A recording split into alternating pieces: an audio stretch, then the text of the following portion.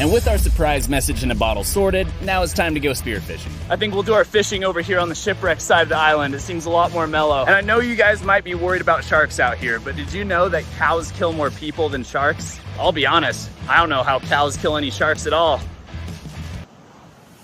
I waddled my way out into the water and set off on my very first spearfishing voyage. But while the ocean may have looked peaceful from above, below the surface was a very different story. The currents were strong and unpredictable, and I was being thrown around like a ragdoll out here.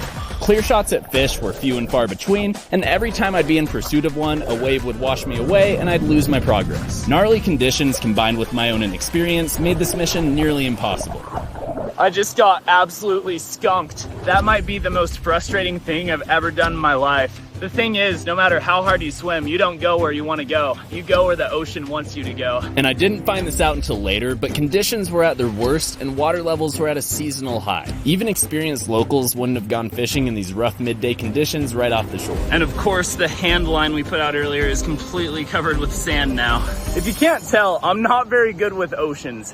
They're kind of a more recent development in my life. And being a naive mountain boy who saw his first ocean at age 14, I figured I might have more luck taking my lack of skills to the opposite side. I'm gonna try spearfishing on another beach for a bit, feeling optimistic. And with a totally empty belly, my motivation was at a record high. While this beach was beautiful and had the bluest water on the island, the currents were even worse than before and I had absolutely no control. Every chance at a fish was quickly interrupted by a wave, and after a bucket load of failures, I left empty-handed. No luck again. Gosh, this is so much more difficult than it looks. I am feeling so demoralized right now. I spent basically all my time today spearfishing and I have absolutely nothing to show for it. I feel like I am running on such an empty tank. I was really banking on having some food today, but you know what? This isn't some scripted fake survival show. This is genuinely just me out here vlogging my experience, and in the real world, things rarely happen the way you want them to. I'm just trying to keep my morale up right now.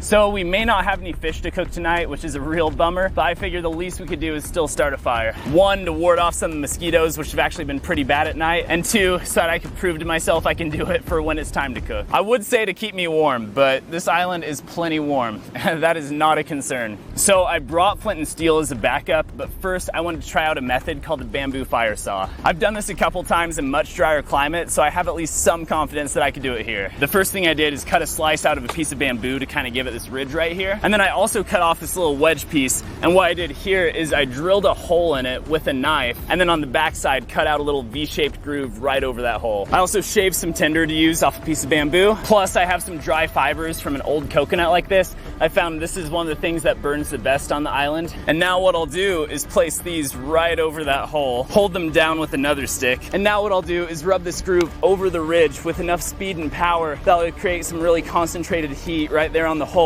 And that'll hopefully give us an ember. I was running low on energy this evening to begin with, but I was putting every last bit of it I had into starting this fire. Oh, she's smoking a little. That's not good for your lungs, buddy. Oh, she's smoking like crazy.